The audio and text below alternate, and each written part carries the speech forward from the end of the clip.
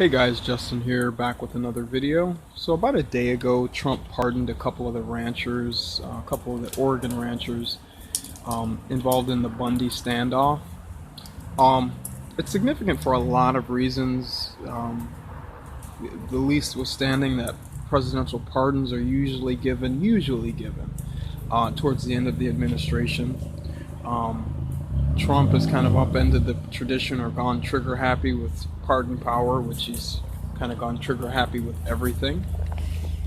But I think the people that he's choosing to pardon, at this point we've got some patterns, and I think it's interesting to take note.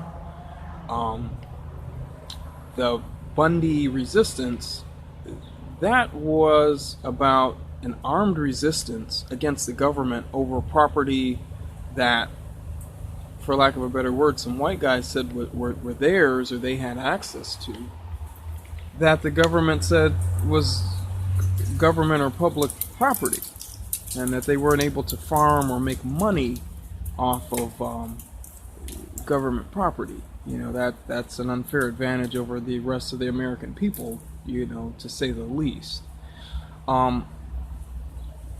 And they held down, you know, with weapons, they held down government land or trespass on government land for a long time. And I should have done a little bit more research before the video to give you the time of the standoff. But there were shots fired. I believe one of the people died. One of the people in the Bundy resistance was shot and killed by officers towards the end. But he also pardoned Joe Arpaio pretty recently. And the common thread for me, and you know, Arpaio was charged with violating civil liberties for not giving minorities, you know, especially Mexican or Hispanic immigrants, the time of day. The conditions that they were put in Arizona jails in Maricopa County, the due process of law was just not present, and he was found guilty. And so these both seem to be white privilege crimes.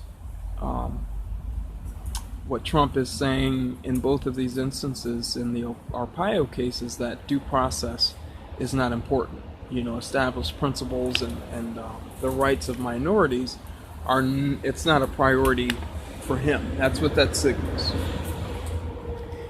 With the Oregon ranchers, it's a bit more nefarious, because that was an armed resistance against a government decision.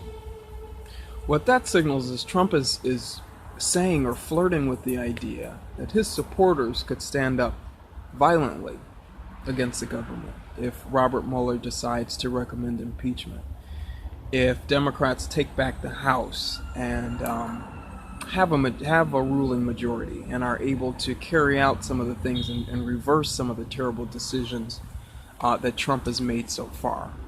That's the first solid indication that he may not leave peacefully. It's very worrying to me. You know, he talks about getting rid of term limits for presidents and being president for life. You know, he kind of muses about that. But this is the first legislation or the first executive decision that he's made that point blank symbols that he's sympathetic with an armed government takeover. This should be troubling for all of the American people. Tell me if you pulled that or you drew that conclusion from this pardon. I'm going to be following this story or this angle very, very closely.